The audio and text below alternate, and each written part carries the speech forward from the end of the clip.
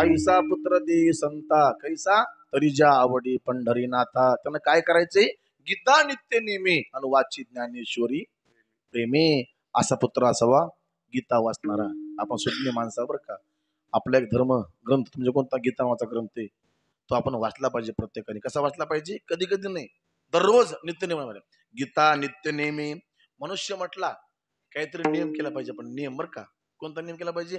उठल्या उठल्या स्नान झालं, एक तरी ओवी, दोन तरी अभंग वाचले पाहिजे.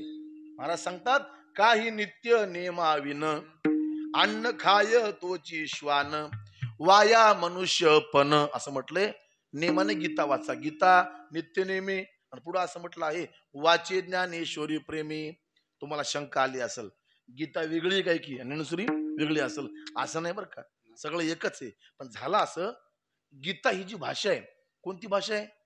आता पारायण करता आपल्या गावातली बरेचसे माणसं बसलेत ना जगन्नाथ, तुम्ही बसले वाटते, बसलेत ना.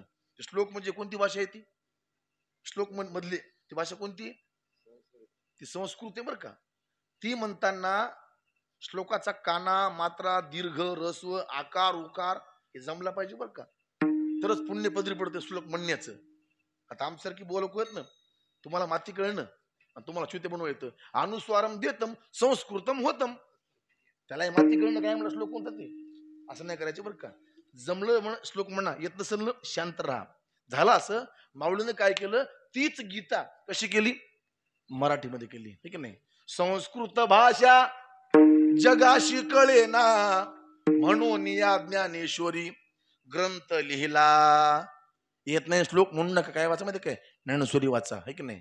लोपले ज्ञान जगी इतने मती कोई लोपले ज्ञान जगी